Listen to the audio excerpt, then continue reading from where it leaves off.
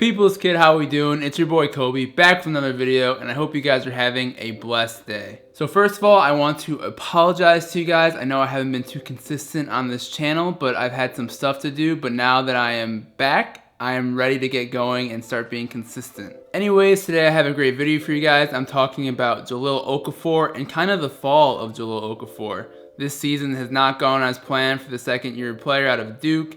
And I'm just talking about Jahlil Okafor in terms of how I think the Sixers have made some mistakes down the road with him. But I don't want to get too much into it right now. I have a great video for you guys, as I said. So without further ado, let's get into that video.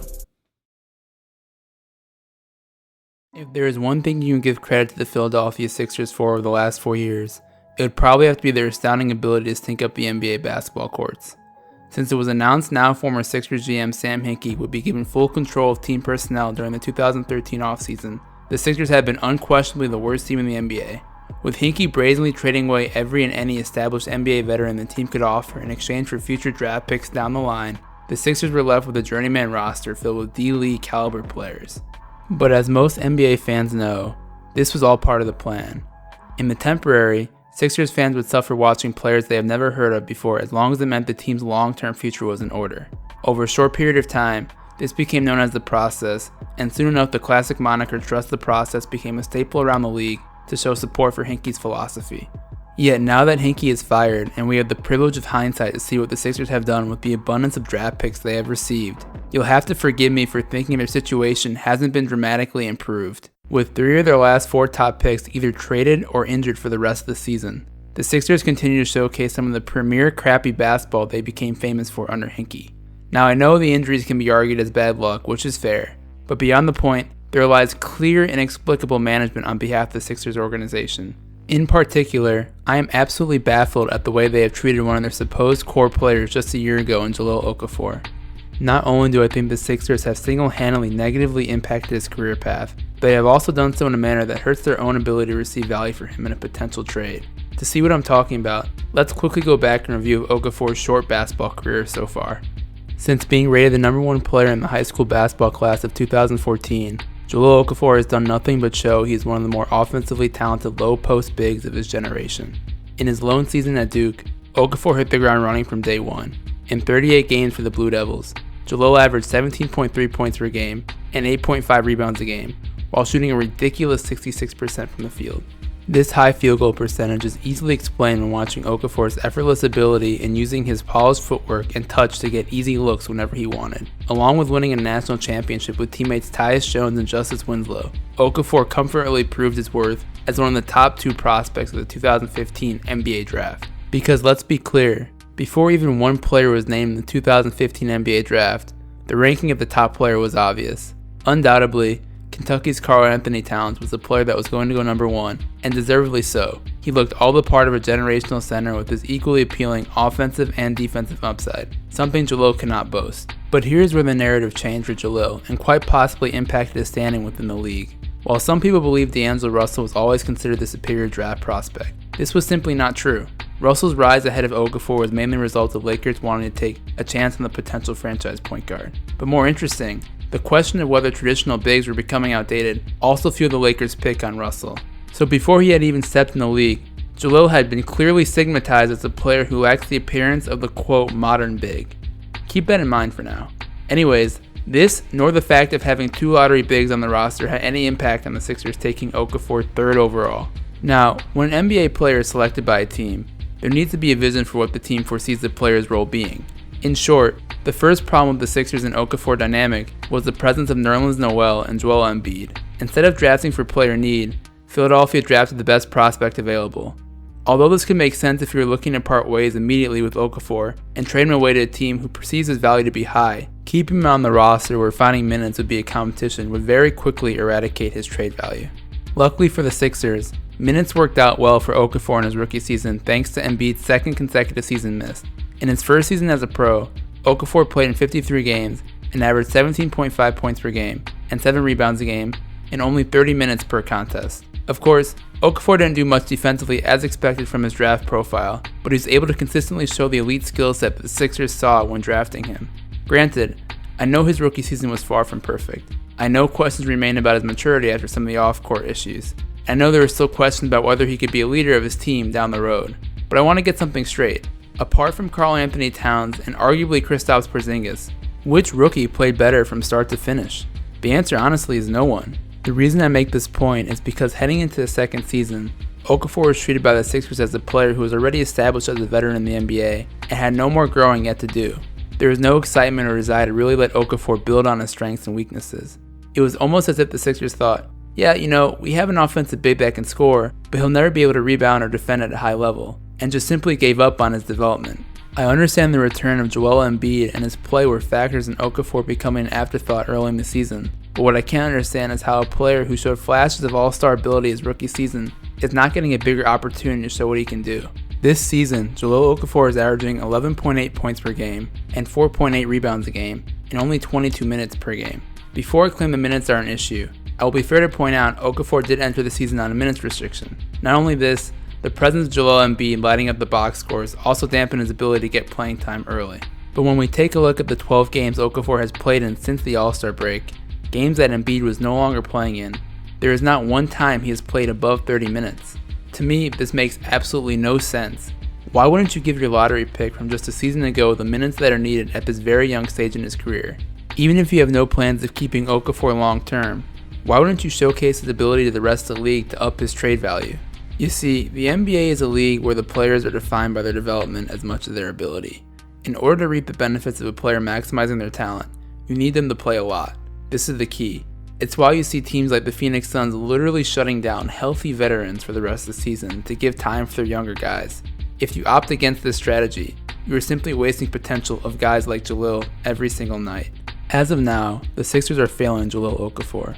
Beyond the injuries, beyond the matchups, and beyond Okafor's defense is the fact that Philadelphia has a 21-year-old who put up Rookie of the Year caliber numbers and is no longer on the fast track to grow into his own.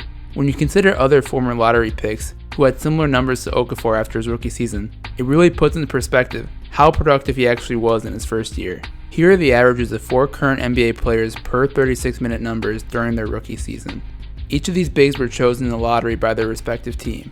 Player A averaged 17.3 points per game, 8.7 rebounds, and 2 blocks per game while shooting 51.8% from the field. Player B averaged 16.9 points per game, 10.2 rebounds, and 2.2 blocks per game on 51.6% from the field. Player C averaged 21 points per game, 8.4 rebounds, and 1.4 blocks per game, shooting 50.8% from the field. And finally, Player D averaged 17.8 points per game, 10.9 rebounds, and 1.1 blocks per game, while shooting only 43% from the field.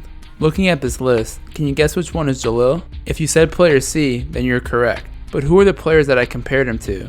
Well, Player A is Pau Gasol in 2001, Player B is Anthony Davis in 2012, and Player D is DeMarcus Cousins in 2010.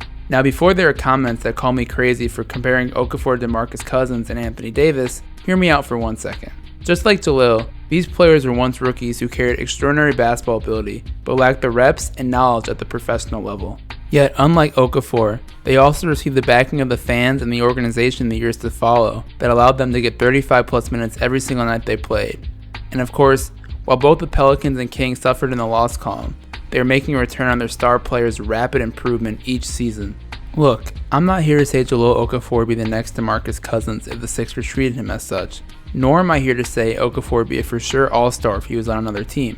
What I am here to say is that the Sixers are currently stunting Okafor's career development at the time he needs to develop it most. When people consider NBA bust or players that never panned out, there's little talk about the situation or the organization's role as to why a player failed to reach success. Rather, it is always something innate about the player who just didn't have what it takes to be an NBA superstar. It is clear as day Jahlil is not where he needs to be on the defensive side of the ball, but since when have we held second-year players to such a high standard? I mean, since we already made the comparison, I wonder if people remember how bad of a defender DeMarcus Cousins was during his first years in Sacramento.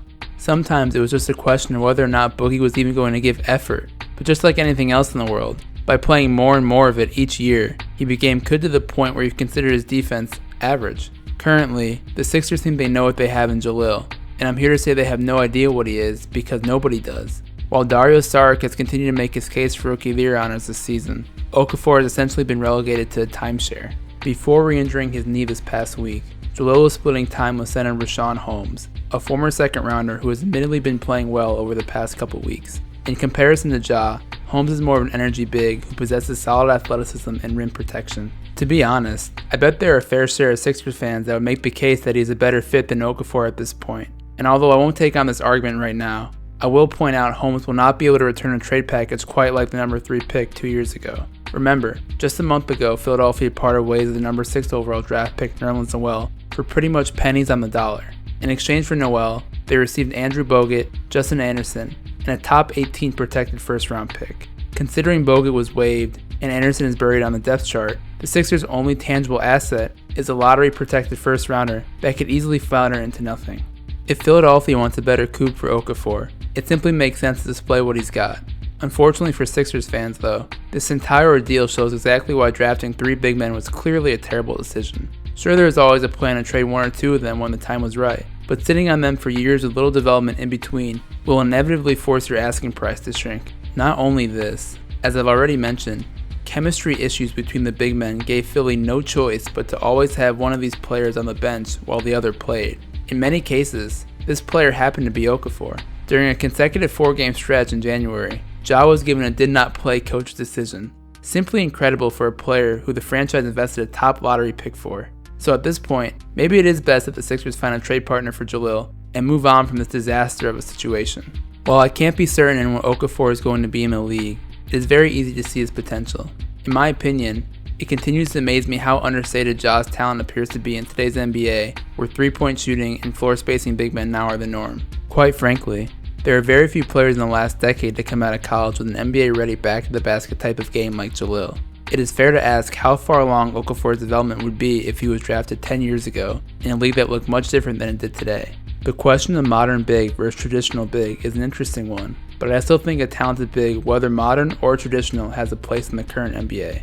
I know small ball is taking over the league in recent years, but all it takes is one player that embodies the success and profile of bigs in the past for coaches and front office to switch back. So for the eventual team that receives Jahlil in a trade, I say go let him be the player that we all know he's willing and able to be. So there you guys have it, my take on Jahlil Okafor and the Sixers dilemma as it is right now. I know he's injured, but at the same time, even when he wasn't injured, it just seems like the Sixers are just not interested in furthering his progress. So Jahlil's got to get out of town. I mean, you guys saw it for yourself in that video. Jahlil has just some amazing post moves that I think he really needs to build on in terms of bringing it together with his defensive game. Anyways, guys, thank you so much for watching the video. If you're still watching, we really appreciate all the time you guys watch on our videos. Also, if you guys enjoyed the video, please drop a like down below. It really helps us out. If you enjoy basketball videos like this and even football down the road, subscribe to the channel. We're going to have some great videos. Finally, a couple notes of housekeeping for you guys. Number 1, we're going to start uploading to this channel every Sunday night. So look out for our videos on this channel every single Sunday night. That's when we're going to be posting. Number 2, we have a new channel in the works. It's called TPK Daily. It's going to be me and Sam just going back and forth, a little bit more informal types of videos, and that's going to be daily. It'll pretty much be a daily conversation on the world of sports, and I think you guys will really like it, so watch out for that. Anyways, guys, that's all I have to say. I hope you guys enjoy the rest of your day, and peace out. Yeah.